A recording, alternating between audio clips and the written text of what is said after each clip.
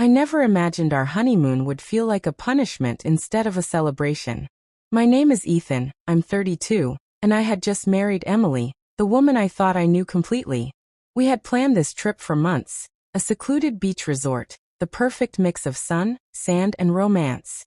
I expected laughter, closeness, and nights spent exploring each other's company. What I got instead was silence, tension, and a sentence that would change everything. No sleeping together, Emily said on the very first night. Her voice firm but calm, like she was delivering a neutral fact rather than rejecting me. I stared at her, unable to process what I had just heard. What do you mean? I asked, thinking maybe I had misunderstood. I mean exactly what I said, she replied. I don't want to sleep with you yet. I need space. I'm not ready for that kind of intimacy, not now. Her words hit me harder than any argument or insult ever could. I had waited years for this moment, dreaming of finally being alone with the woman I loved, away from the world and responsibilities. And she had turned it into a scenario I couldn't even recognize as a honeymoon. I didn't yell. I didn't argue. I didn't try to convince her or plead. I simply nodded and excused myself, leaving the hotel room under the cover of darkness. I didn't pack my bags. I didn't call her names. I just left, walking down the quiet streets of the resort with nothing but my thoughts and the realization that the life I had imagined was slipping through my fingers.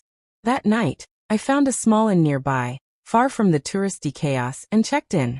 No phone calls, no messages, no explanations. I needed to think. I needed to process the shock of being rejected in a way that was so complete, so absolute, that it left no room for negotiation. I wandered the streets, observing couples laughing, holding hands, and sharing drinks, all the things Emily had refused me. Each sight was a reminder that intimacy is not just physical. It's emotional validation, connection, and acknowledgement of desire. And in that moment, I realized something profound. If she could deny me that now, what would the future hold? I sat on the edge of a small pier, looking at the waves under the moonlight, thinking about the years of compromise, patience, and emotional investment I had poured into our relationship. I had always believed in giving, in supporting, in understanding. But this was different. This wasn't a disagreement.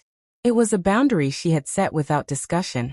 A wall I had no choice but to respect, or break by leaving. The next morning, I didn't return to the hotel room. I didn't send her a single text or call. I stayed in the inn, nursing coffee and watching the sun rise over the ocean, letting the sound of the waves calm my racing thoughts. I realized that leaving wasn't just about anger or hurt pride. It was about respect, for myself and for the principles I believed in. By midday, Emily sent multiple messages. Where are you? Why did you leave? Don't you want to be with me? I read them but didn't reply. Each message felt like a reminder that she had set a limit on intimacy without even discussing it, and that limit had consequences. It was no longer about the honeymoon. It was about the foundation of trust and connection in our marriage. I spent the day walking along the beach, thinking about the years we had shared leading up to this moment. I remembered the long nights planning this trip, the excitement in her eyes when we booked the resort, the promises we had made to each other. And yet, here I was alone because she had unilaterally decided to shut me out. When evening came, I returned to the resort, not to reconcile, but to observe. I didn't knock on her door. I didn't ring the bell. I simply walked past the room, letting her presence, or lack of acknowledgement, sink in. Every laugh, every movement from her inside the room, reinforced the reality I had been ignoring. This wasn't about timing or nervousness. This was about control. Boundaries set without mutual respect, and a disregard for my needs. By the second day, Emily began to realize something was different. There was no pleading from me, no attempts to convince her. My absence spoke louder than words. I was present physically in the resort, but emotionally and psychologically, I had withdrawn completely. She sent texts expressing confusion, concern, and even guilt, but I held my ground. My silence became the mirror reflecting her choices back to her. By the third day, she appeared at the pier where I had spent my first night alone. Her eyes searched mine for an explanation, for a reason why I had disappeared. I simply looked at her calmly. I left because intimacy is not optional in a marriage. You have every right to your boundaries, Emily, but boundaries come with respect, communication, and compromise. I cannot be part of a marriage where one partner is denied without discussion. The realization finally hit her. I wasn't punishing her. I wasn't being petty. I was setting a standard, for her and for me.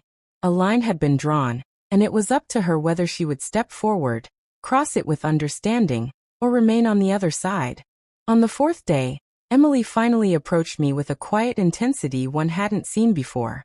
Her usual laughter and teasing were gone, replaced by something heavier, reflection, acknowledgement, and a hint of fear.